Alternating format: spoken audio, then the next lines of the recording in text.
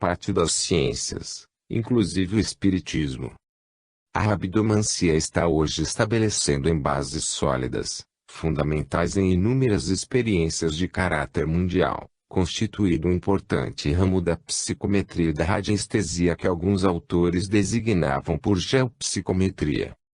Os rabdomantes, particularmente os vedores, relativamente vulgares em nosso país, com a sua inseparável e estimulante varinha de aveleira que toma, por vezes, a feição pendular, são clarividentes etéricos com as suas faculdades supranormais vincadas no seu duplo etérico ou corpo ódico. Estes clarividentes tanto podem ser educados e treinados dentro da radiopatia humana, como dentro da rabdomancia e da geopsicometria, pois, em qualquer dos casos, são sempre prospectos e detectores da radioatividade proveniente do corpo humano, como também dos eflúvios ódicos irradiados das toalhas subterrâneas e mananciais de água, como de jazidos minerais, desde a ouro e o ferro aos mais raros e preciosos. A vidência etérica é complemento e a extensão da nossa visão normal circunscrita ao nosso planeta terrestre. Os videntes desta natureza podem ver ou sentir o que se passa através da superfície da Terra, dentro de certos limites, e mesmo ver a circulação da seiva no tronco das árvores ou do sangue de estados dos órgãos no corpo humano, mas só animados da exclusiva vidência etérica não poderão ver uma entidade astral. O astral e os mundos superiores espirituais e divinos são interditos esta classe de videntes.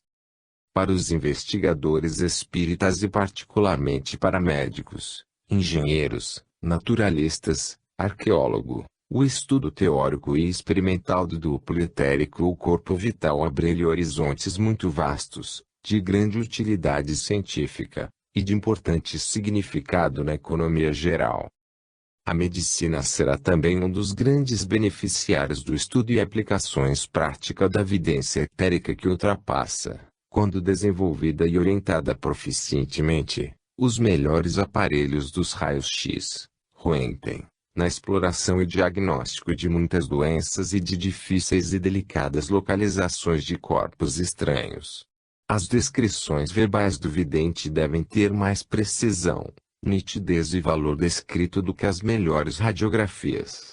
Repetimos, o êxito é seguro desde que a clarividente tenha sólidas qualidades de vidência, aliadas a uma educação, cultura e treino proficientemente dirigidos e orientados. Deve, sobretudo, desenvolver-se nestes médiuns videntes a endoheteroscopia a fim de poderem descrever com exatidão o estado de todos os órgãos doentes ou normais, e, ainda, saber ler e interpretar a aura de saúde. Muitos fatos desta natureza já estão autenticados e registrados na bibliografia do Espiritismo e nos anais metapsíquicos.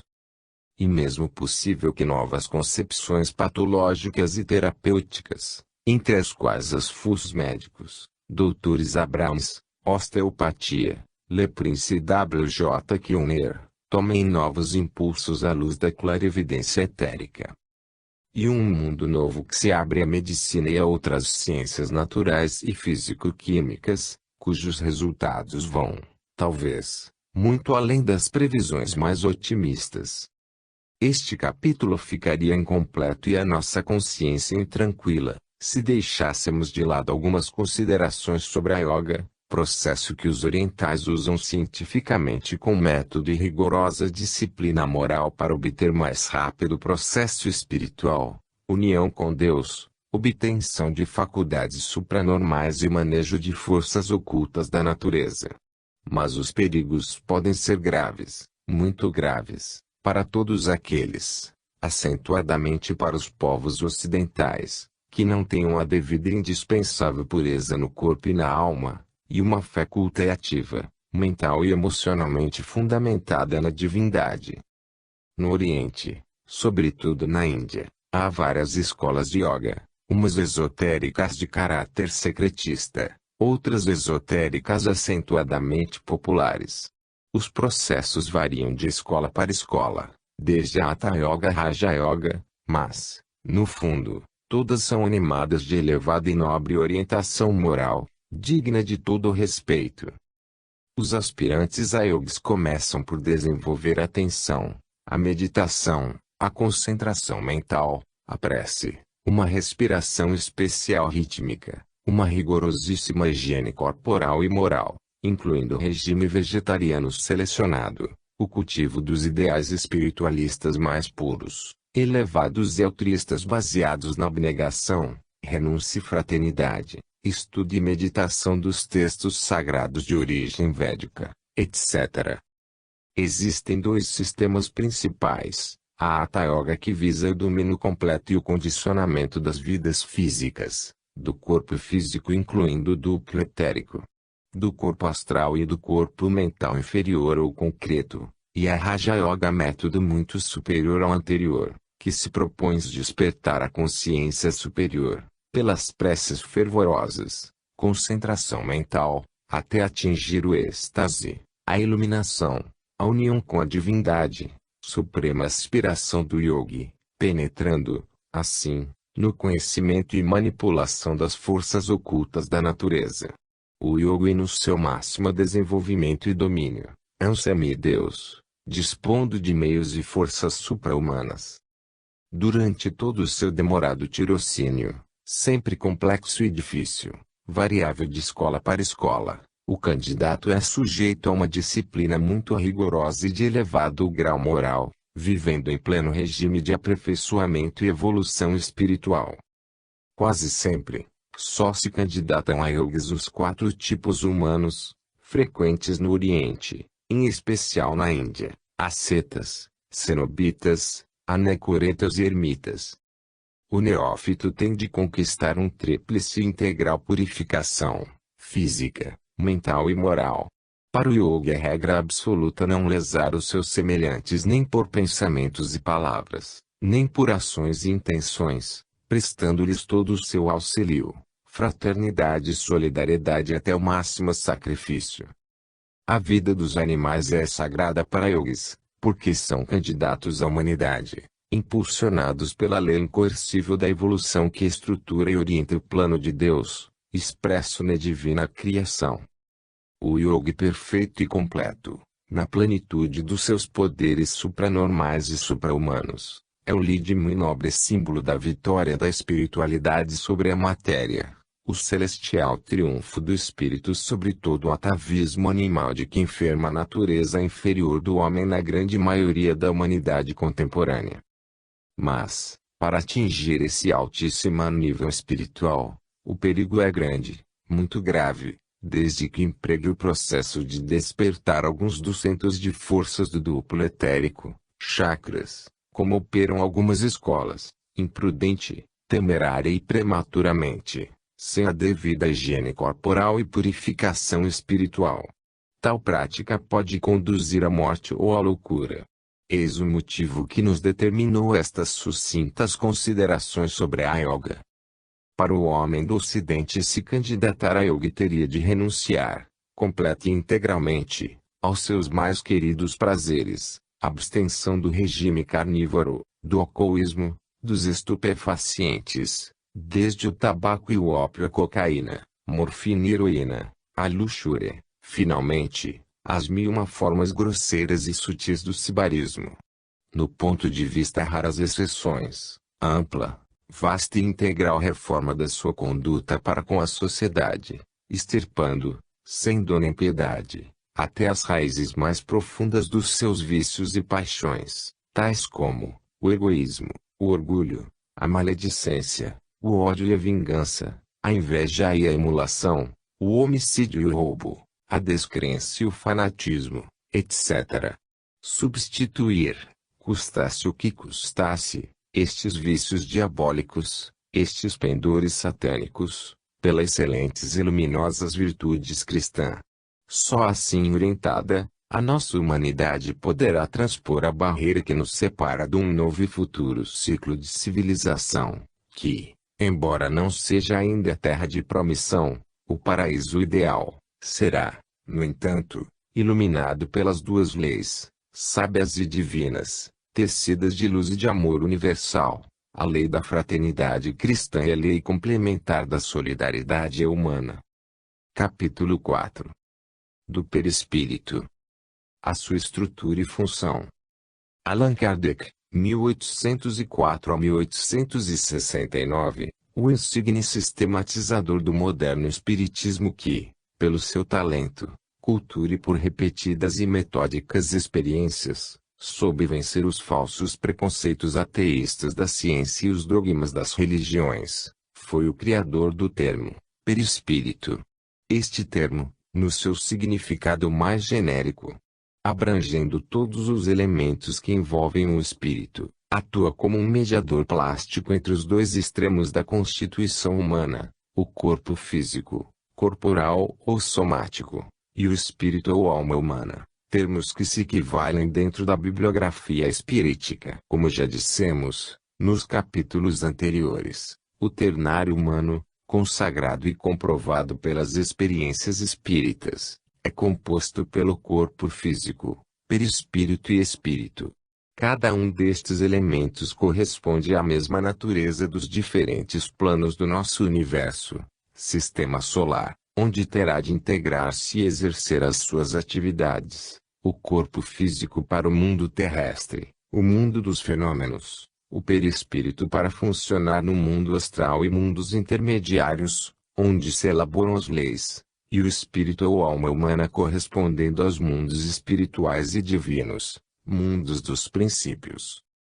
Através das épocas mais remotas, as religiões e as filosofias procuraram, mais ou menos teoricamente, um elemento fluídico ou semimaterial que pudesse servir de traço de união, numa harmônica gradação vibratória, entre o corpo físico, material, e o espírito, quintessenciado e sutil, donde resultou para o perispírito uma variada e complexa sinonímia.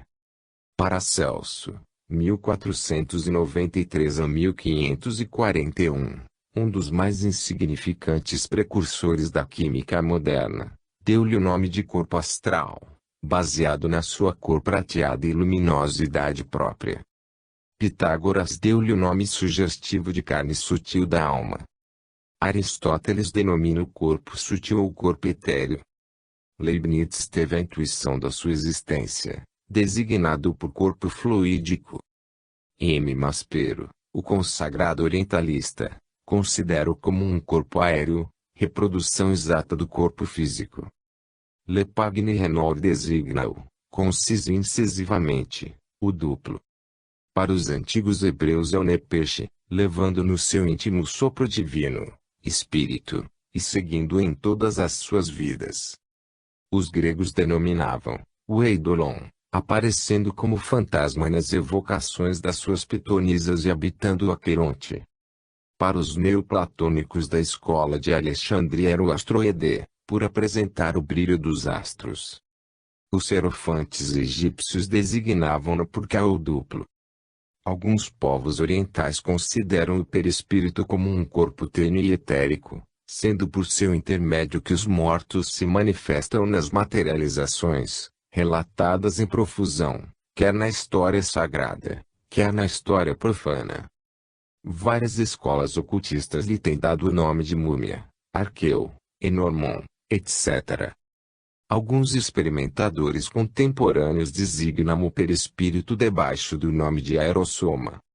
O catolicismo e as setas que dele derivaram, mais de 800, imobilizaram-se comodamente num binário ilógico, admitindo no ser humano apenas o corpo físico e a alma ou espírito.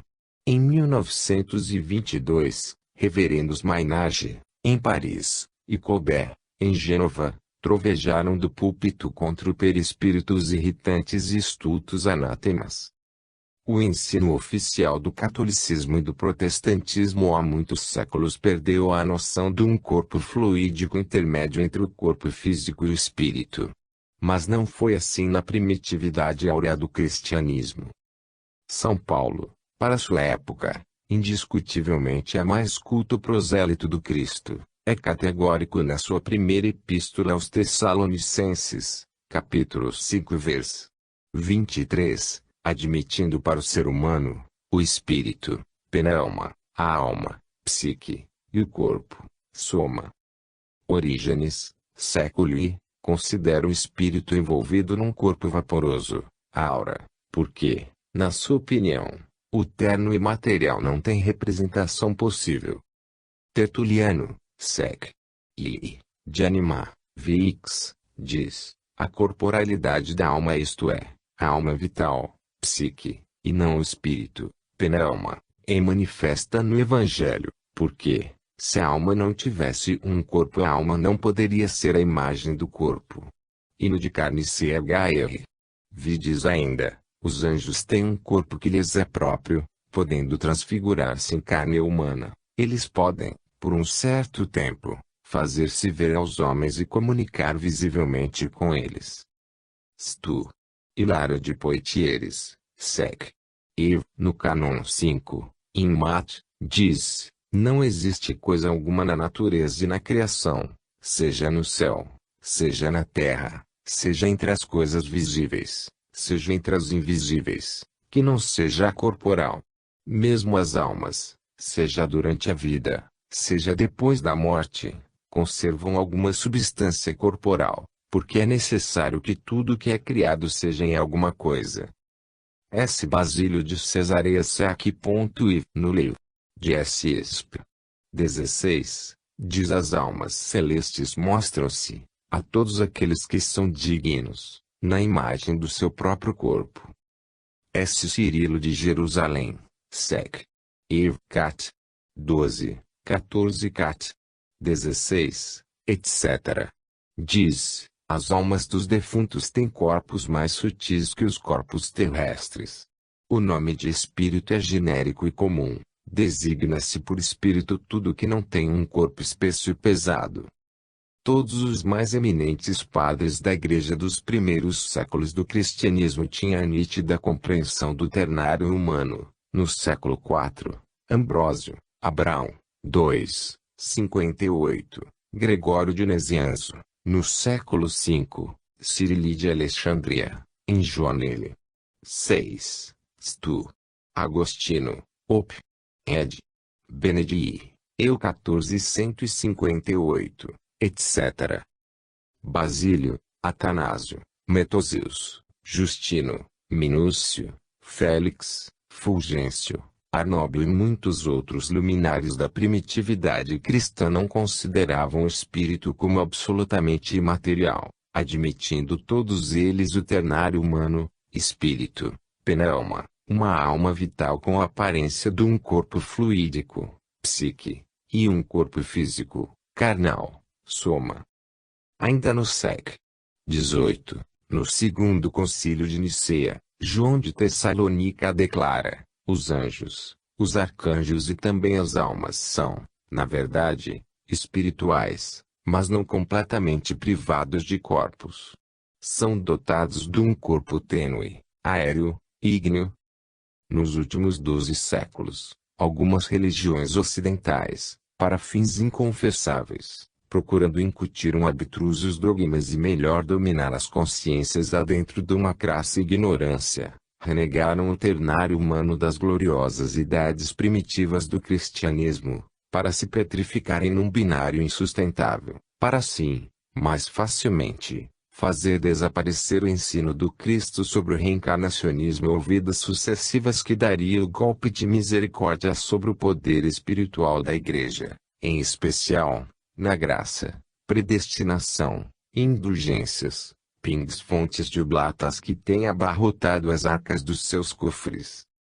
As experiências mais modernas, sobretudo realizadas depois de 1912, comprovam que o perispírito é constituído de matéria fluidicamente diferenciadas, gradualmente mais sutilizadas, adaptadas às suas variadas funções psíquicas, constituindo departamentos autônomos, desde o emocional ao mental, verdadeiro laboratório do nosso dinamismo fisiopsicológico, existindo um paralelismo e reciprocidade de ação solidária entre estes departamentos, individualizados para cada ser, e os planos correspondentes do universo, onde o perispírito vai absorver os fluidos similares para a organização e vitalização das suas camadas, que, Em última análise, são as almas secundárias de Lefranc e Lancelin, como teremos ocasiões de descrever em capítulos anteriores.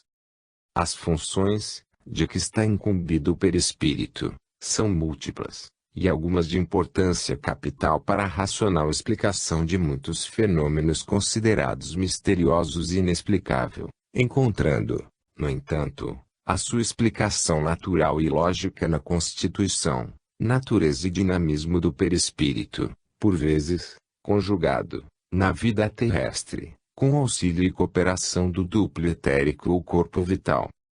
A filosofia demonstra-nos, com plena evidência, que consumimos todas as células do nosso corpo físico no turbilhão vital da assimilação e da desassimilação, resultante de variados e complexos fenômenos fisioquímicos e biológicos, metabolismo, destruindo todos os materiais do nosso corpo carnal em poucos anos, para alguns fisiologistas em menos de 7 anos, tendo de ser reparando em totalidade várias vezes, mesmo numa curta existência. No entanto, não perdemos o nosso tipo físico que se mantém inalterável neste turbilhonar constante, onde novas células se sucedem às células caducas numa velocidade vertiginosa, devido à ação orientada do perispírito, coadjuvado pelo corpo vital, em todas as remodelações anatômicas e até as reparações patológicas, fixado e individualizando a nossa personalidade aparente e transitória.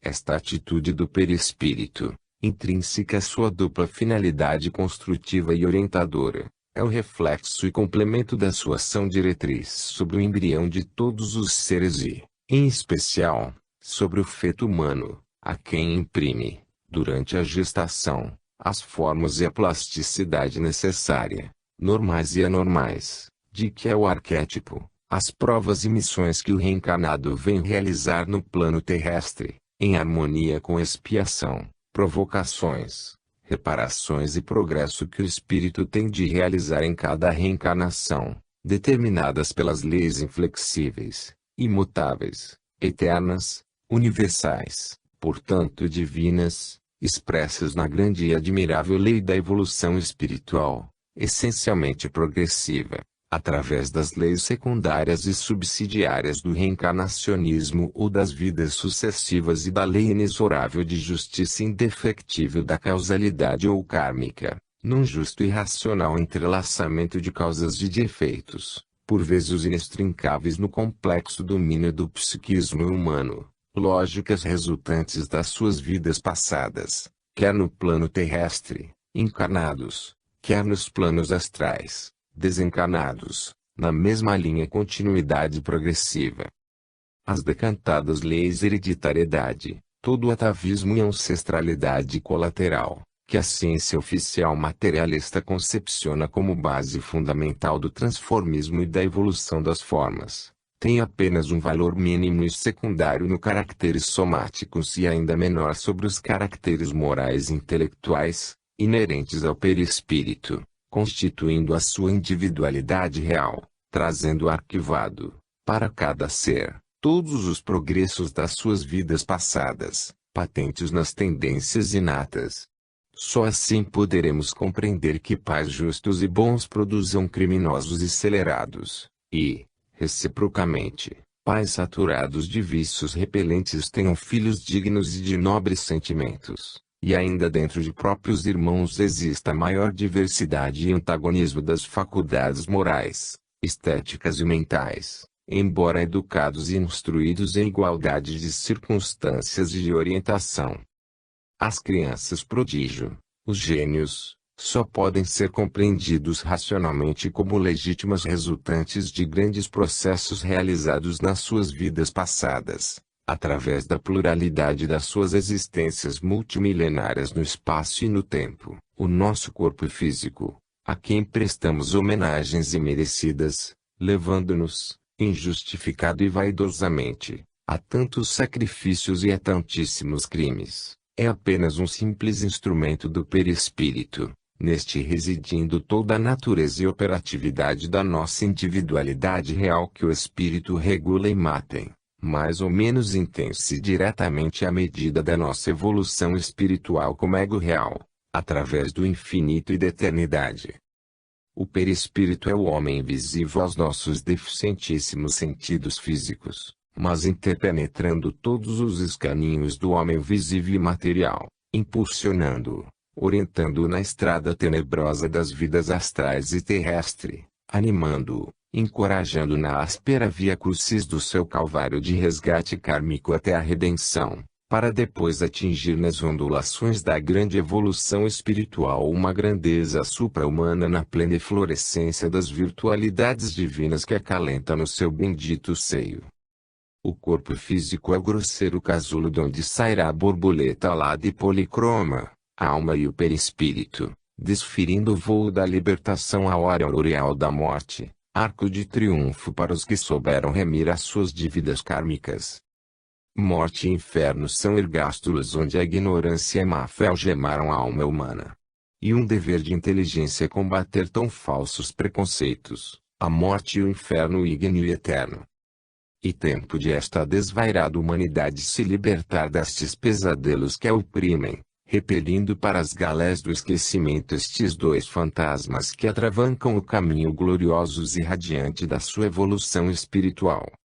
Em síntese, o perispírito, impropriamente denominado corpo astral por se tomar, assim a parte pelo todo, exerce as funções seguintes, por vezes, com a cooperação do corpo vital ou duplo etérico nos estágios terrestres. Primeiro, constituir os invólucros do espírito, instrumentos de trabalho sobre os diversos planos da natureza para o seu progresso evolutivo, servindo-lhe de veículo e traço de união com o corpo físico e material, estando localizadas no sistema nervoso suas principais linhas de força, tendo por missão receber sensações e transmitir volições por intermédio de estados vibratórios especiais e variados. O perispírito é, em última análise, no seu conjunto, o clássico medidor plástico de alguns sistemas filosóficos. Segundo, desprender-se do corpo físico, exteriorizando-se em condições particulares, sono fisiológico, narcotizações, hipnomagnetizações, autodesdobramento espontâneo, etc., projetando-se o duplo a distâncias quase ilimitadas, animado de velocidade vertiginosas, levando consigo toda a sua individualidade psíquica, corporizando-se por vezes, ficando invariavelmente ligado ao corpo físico, ou mais precisamente ao duplo etérico ou corpo vital pelo cordão astral, resistindo a todas as forças físico-químicas e naturais, atravessando todos os obstáculos, por mais densos que sejam, como a luz atravessa os corpos transparentes. Este fenômeno, já muito vulgarizado e bem estudado por alguns experimentadores, é designado, indiferentemente, pelas seguintes denominações: saída em astral, desdobramento, exteriorização do duplo, bilocação, bicorporeidade, etc. A saída em astral é uma projeção do duplo, limitada no tempo e no espaço, uma desintegração seguida de uma reintegração, enquanto que a morte, ou, mais precisamente, a desencarnação, é a saída em astral definitiva. A morte, em última análise, é o rompimento completo e integral do cordão astral. Só assim, o perispírito readquire sua liberdade ascensional para o mundo astral. Terceiro, arquivar nas suas camadas mais sutis e permanentes, corpo causal, sede do supraconsciente, como películas cinematográficas, todos os acontecimentos de que fomos protagonistas, registrando e assimilando todos os conhecimentos adquiridos através da nossa evolução individual multimilenária, ficando mergulhados e comprimidos nas profundezas do subconsciente e do subliminal todos esses conhecimentos desnecessários e incompatíveis com a missão progressiva, expiatória e reparadora de cada reencarnação, mas suscetíveis de aflorarem a consciência normal e cerebral por processos hipnomagnéticos produtores de estado de hipnoses profundas, fenômenos já muitas vezes experimentados e observados sob nome de regressão de memória das vidas passadas. Coronel Conde Rochas de Aiglun, Charles Lancelin, Colovida, etc. O subconsciente e o supraconsciente têm funções e localizações diferenciadas. A regressão da memória das vidas passadas também tem sido registrada espontaneamente por processos de evidência natural, ainda que rara, autenticada, por vezes, com toda a idoneidade, Aksakov, Allan Kardec, C. Lancelin, etc. Quarto, irradiar em volta do corpo físico, interpenetrando e envolvendo numa atmosfera fluídica, de secção ovoide, de diâmetro variáveis de indivíduo para indivíduo, policroma, podendo ir da mais negra opacidade à luminosidade mais resplandecente, constituindo a aura humana. E na aura humana em que se dinamizam e projetam todas as nossas formas, pensamentos e toda a gama das nossas emoções e sentimentos, ficando ali vincadas de ideal, traduzidos em turbilhão vibratórios de uma policromia complexa e variada, suscetíveis de serem descritos pormenorizadamente em certos estados de sonambulismo, de hipnomagnetismo e até por alguns videntes naturais. As auras humanas são espelho de todo o nosso dinamismo psíquico e metapsíquico, tendo por agente o espírito e por laboratório e instrumentos de ação as camadas sistematizadas do perispírito, correspondentes às almas secundárias de Charles Lancelin e de Lillefranc.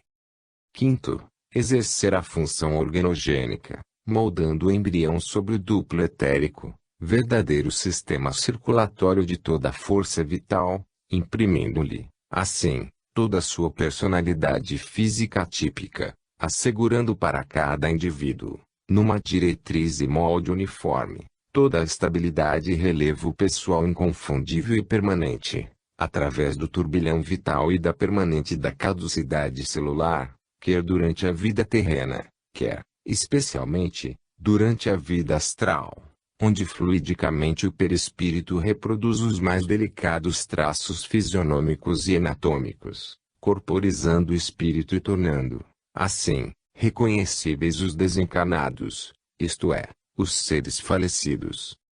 O espírito e o perispírito são dois polos em gravita todo o psiquismo humano.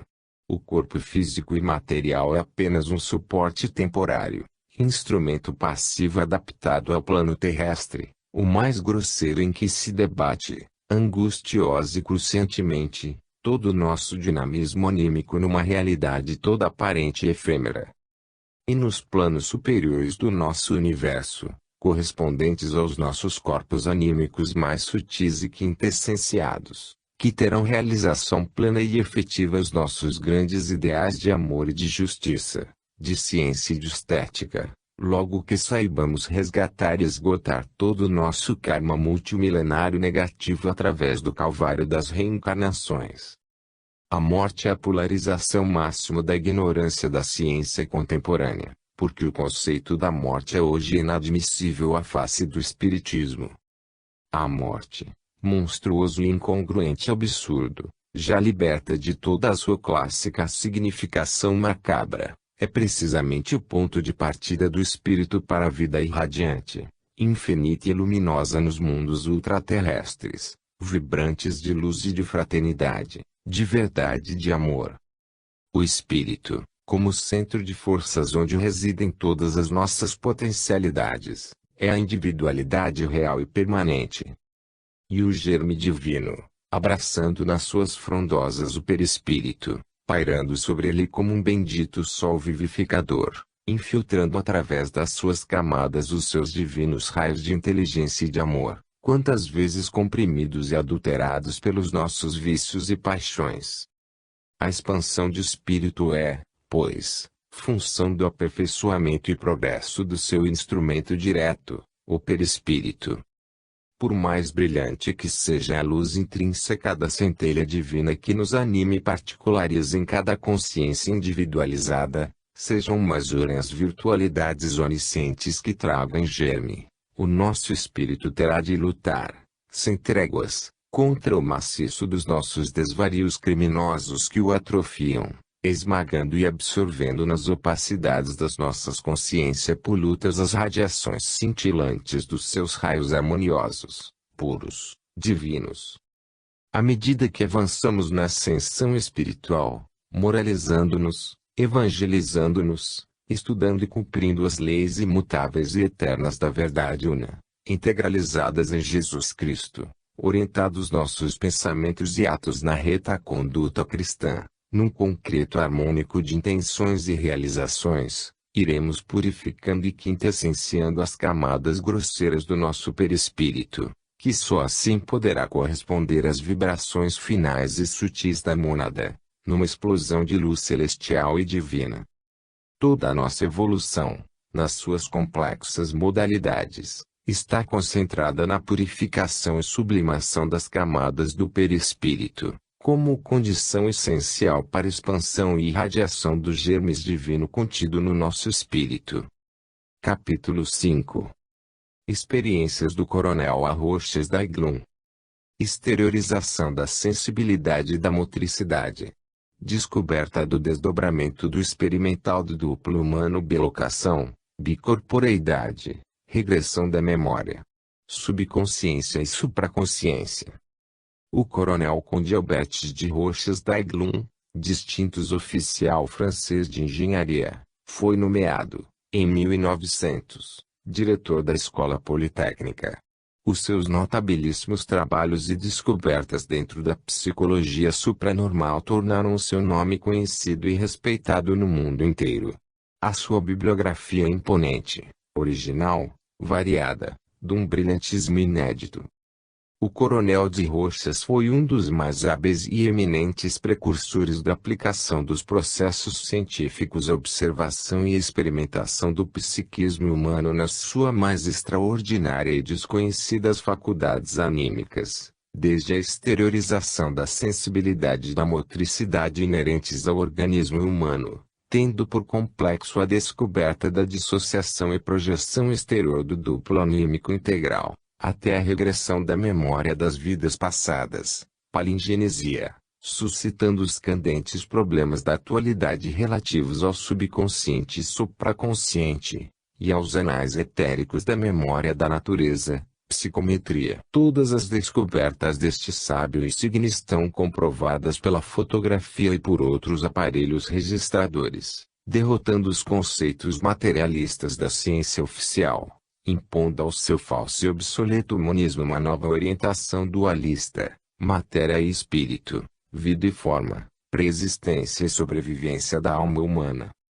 Em 1893, o Coronel Arroxes Daiglum, por processos biomagnéticos de que foi um técnico consumado e erudito escritor, conseguiu obter de alguns dos seus passivos a exteriorização da sensibilidade, condensando-se em camadas concêntricas equidistantes, em volta do corpo físico, à maneira de uma aura, contornando a sua periferia a distâncias variáveis, podendo ir de alguns centímetros a 3 e 4 metros e, por vezes, a maior distância, ficando assim demonstrando que o sistema nervoso não era o detentor da sensibilidade, mas simples condutor, em consciência da sua dissociação, desdobramento e exteriorização, ultrapassando a periferia, a superfície externa do corpo físico, orgânico ou somático, l'exteriorisation de la sensibilité, sexto ed., 1909,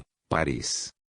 Se a exteriorização da sensibilidade, fora dos limites naturais do corpo humano, era um fato assente depois das pacientes e repetidas experiências comprovativas do Coronel de Roches e de outros investigadores, não menos demonstrado foi experimentalmente dissociação e exteriorização da motricidade, radicada em inúmeros fatos espíritas, quer pelos movimentos à distância sem contacto, telecinesia, quer pelas moldagens, impressões digitais e palmares, obtidas pela ação mediúnica dos médiuns e de efeitos físicos objetivo, metérgicos, entre muitos outros, Eusapia Paladino, Ernest Lade, Domi, Donald McNabb, Politi, cujas repetidas e variadas experiências foram descritas e autênticas por sábios de envergadura de W. Crookas, Potasi, Lombroso, Schiaparelli,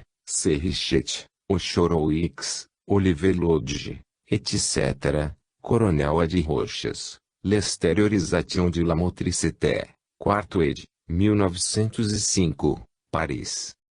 O desdobramento e exteriorização do duplo, integrando e veiculando o dinamopsiquismo humano, um dos fatos culminantes das experiências inerentes ao espiritismo, foi o lógico corolário da exteriorização da sensibilidade e motricidade, obtida pelo notabilíssimo investigador e inovador, o coronel A de Rochas, engenheiro Gabriel Bellamy, Les apparitions matérialisées des vivantes et des mortes, 2 vols.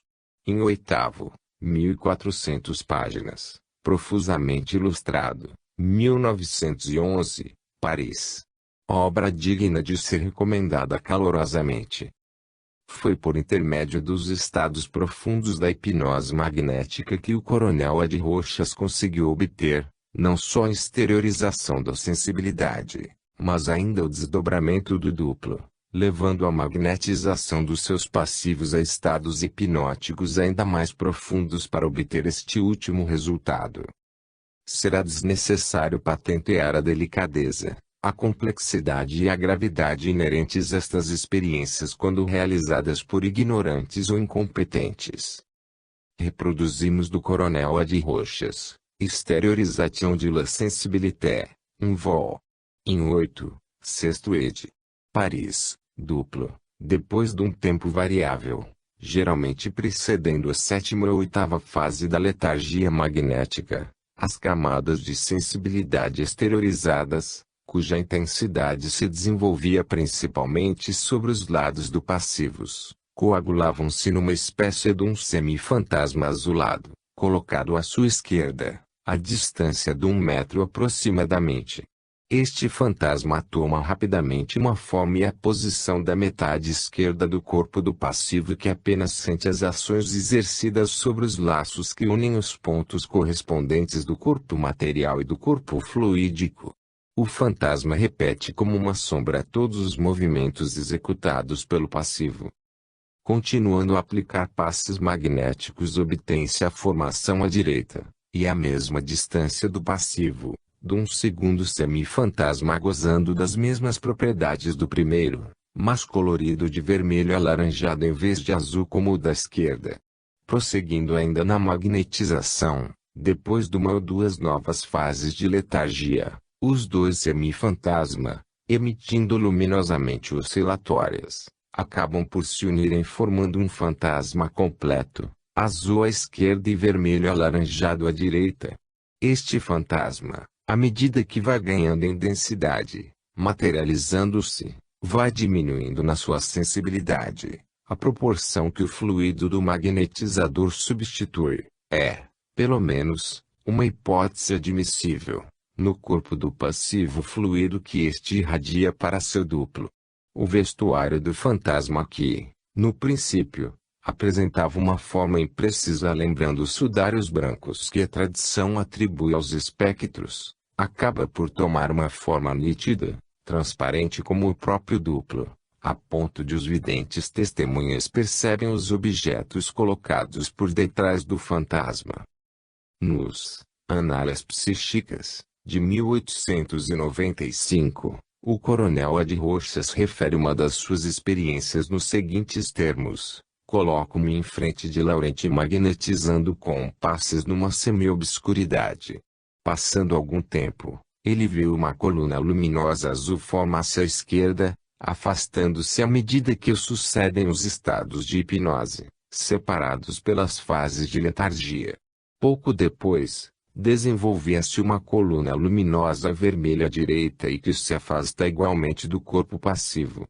Estas colunas vão se tornando cada vez mais luminosa, ainda que de formas imprecisas, menos vaporosas, cujas dimensões são aproximadas ao corpo de Laurent, representando grosseiramente o seu perfil.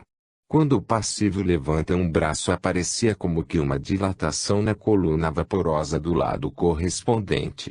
Atuando vivamente sobre o seu epigástrio de maneira a subtrair-lhe fluido, Laurent declarou que se sentia esvaziar, E, instantes depois, viu-se que as duas colunas se reuniram entre ele e a minha pessoa, formando uma coluna, azul do lado esquerdo, vermelho do lado direito, representando a forma do seu corpo. Aproximadamente um fósforo aceso do seu duplo passivo acusou uma dor intensa de queimadura. Quando eu tocava o seu fantasma com a mão, Laurent sentia o contato, mas deixando de o sentir logo que retirava a mão do fantasma. Durante 30 segundos interpus a minha mão entre o fantasma e a perna do corpo de Laurent, tendo registrado que depois de despertada a perna estava plenamente inerente, sendo necessário que o friccionasse energicamente para lhe restituir a sua sensibilidade normal. Depois de ter efetuado o desdobramento, o coronel Ad Rochas conseguiu isolar a camada inferior, representada pelo duplo etérico ou corpo ódico, detentora da energia vital, apresentando invariavelmente a forma humana. O seguir, o eminente experimentador inicia o estudo da camada imediatamente superior, o corpo astral, já no domínio do perispírito, segundo a concepção espírita do ternário humano. E, no entanto, Hector D'Urville, famoso magnetizador, que, em 1909, consegue dissociar, exteriorizar e estudar com certa amplitude, experimentalmente, este segundo elemento do complexo humano, o corpo astral, Lymphantomides Vivantes, S. D. Paris. O Dr. H. Baraduc, distinto médico francês, especializado em ginecologia e eletroterapia, um dos mais hábeis experimentadores do dinamismo anímico, conseguiu fotografar, no fim do século passado, o terceiro elemento do duplo humano, o corpo mental. Mas é a ele Lefranc que, em 1911, por processos especiais da sua técnica, cabe o mérito de isolar o corpo mental e igualmente o quarto elemento do duplo, o corpo causal, onde ele Lefranc supôs encontrar a sede da memória e da vontade.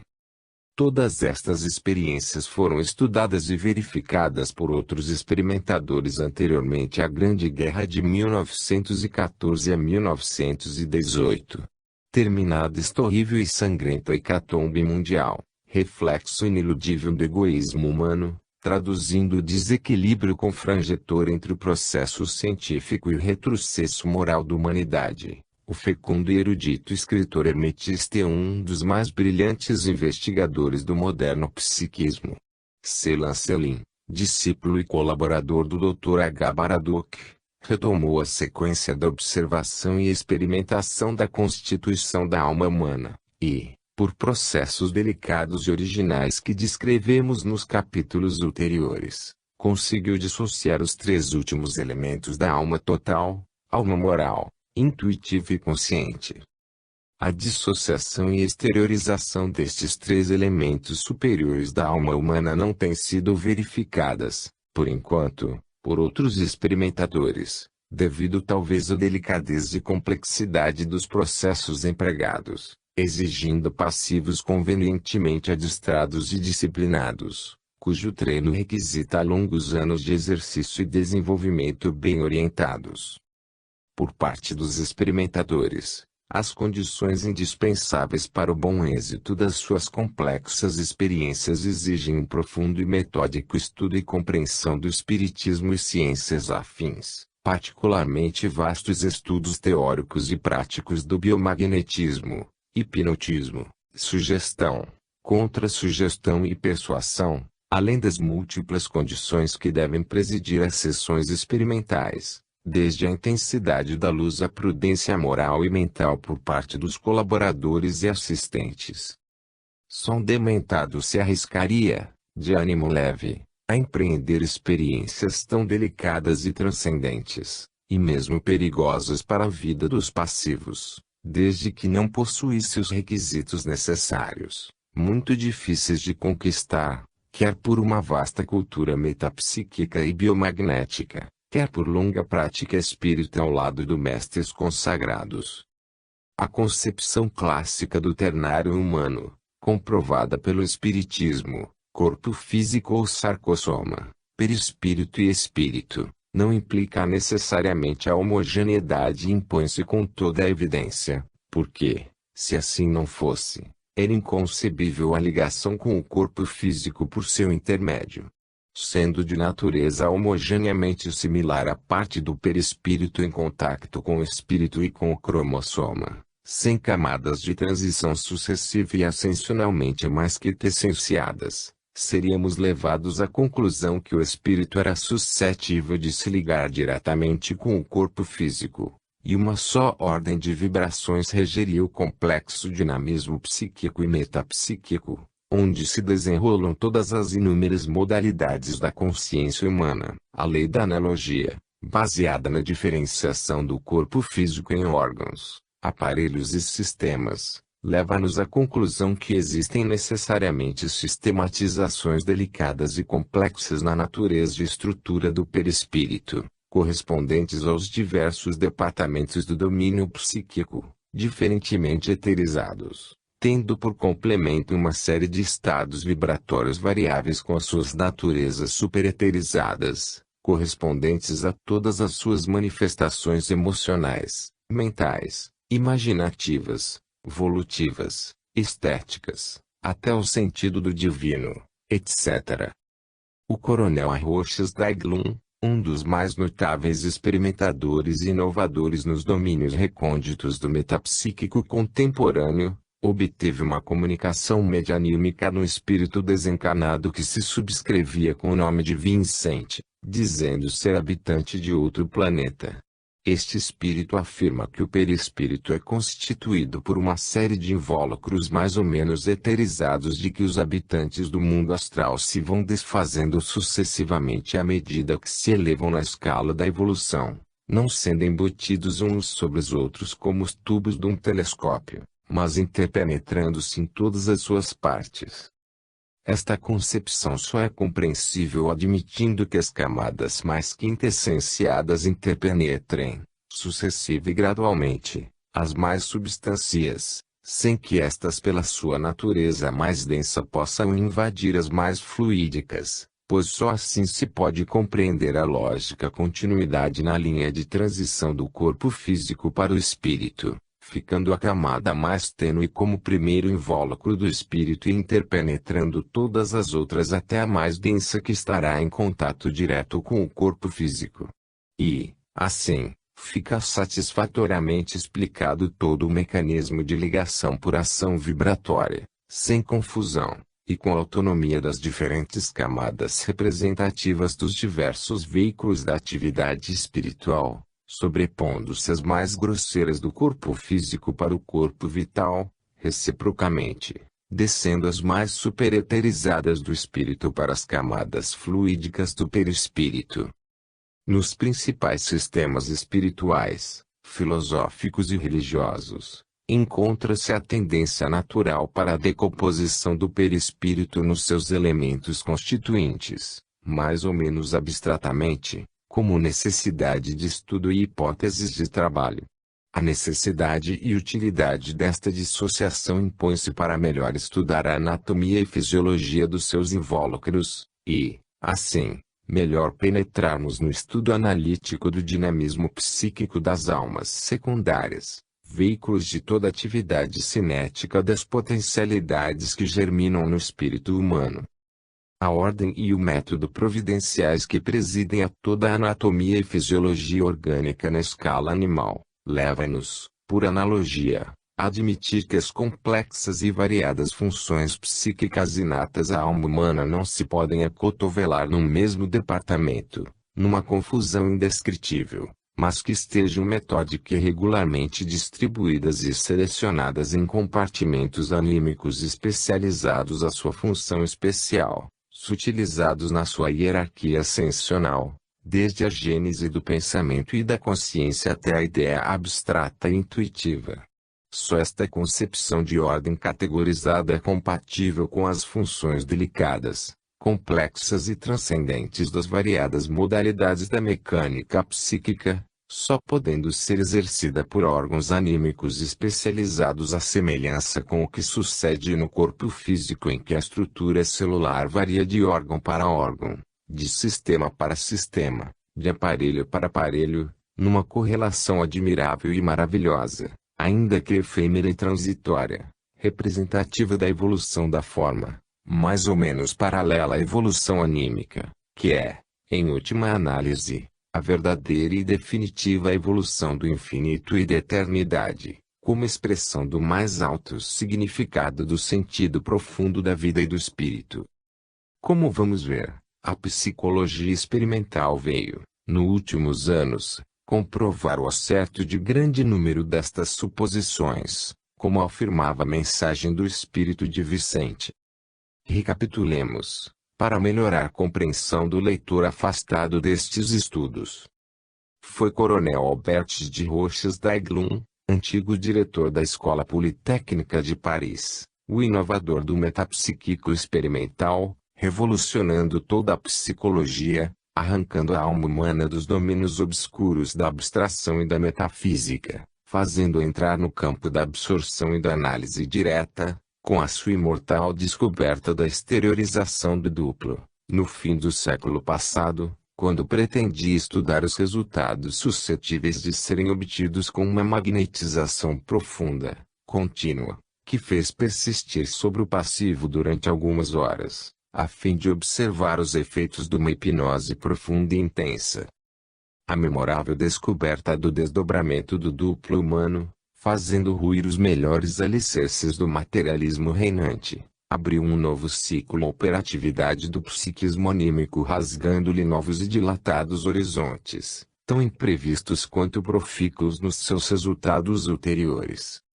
O fenômeno do desdobramento do duplo apresentou ao Coronel Roches d'Aiglun 3 fases distintas e sucessivas. Na primeira, declara o passivo ver a forma à sua esquerda uma nuvem fluídica, vaporosa, azulada, que progressivamente se ia condensando, tomando a forma de toda a metade esquerda do seu corpo físico. Na segunda fase, paralelamente, via formar-se uma nuvem fluídica alaranjada que também progressivamente se ia condensando, tomando a forma de toda a metade direita do seu corpo físico. Na terceira e última fase, o semifantasma direito passava por detrás do passivo para ir fundir-se no semifantasma esquerdo, formando, assim, o duplo completo, reproduzindo fluidicamente todo o corpo físico, mantendo a princípio a cor azul sobre todo o lado esquerdo, e alaranjado sobre todo o lado direito, ligando-se ao corpo físico por um cordão fluídico da grossura de um dedo, inserido em plena região esplênica, baço. Assim foi descoberto, cientificamente, e por processos magnéticos, o desdobramento do duplo humano, ponto de partida para as célebres descobertas e estudo da exteriorização da motricidade de sensibilidade que imortalizam o nome do sábio Roches d'Aiglun e dos seus eminentes continuadores, que imprimiram uma nova orientação ao estudo experimental da dinâmica psíquica, chamando ao campo da investigação e experimentação laboratorial um grande número de fenômenos supranormais e hiperfísicos, deformados no espaço véu da superstição e do milagre. Recentemente, ainda por processos magnéticos de técnica difícil e muito delicada, eminentes experimentadores como Lefranc, Charles Lancelin, Zattler, Zellberg e outros, conseguiram dissociar as diferentes camadas e invólucros do perispírito e almas secundárias, estudando a sua biologia orgânica e psíquica, de o que vamos dar um resumo, tomando por base, principalmente, os últimos trabalhos de H. D'Urville, Lefranc, Lancelin e Dr. H. Baraduc. Além da memorável descoberta da dissociação, desdobramento e exteriorização do duplo humano devida ao Coronel A. de Roches, outra descoberta não menos importante desde célebre investigador e se seguir nos domínios do metapsíquico humano, a regressão da memória, de capital importância para comprovar a realidade objetiva e o mecanismo das vidas sucessivas, da pluralidade das existências, do reencarnacionismo, da palongenesia. Pela mesma época, sem conhecimento mútuo, Fernandes Colavida, o proeminente espírita catalão, cognominando Allan Kardec espanhol pela cultura, dedicação e atividade, descobria também, por processos magnéticos, a reencarnação da memória, fato confirmado por outros magnetizadores. Há descobertas da exteriorização experimental do duplo humano e a da regressão da memória através das existências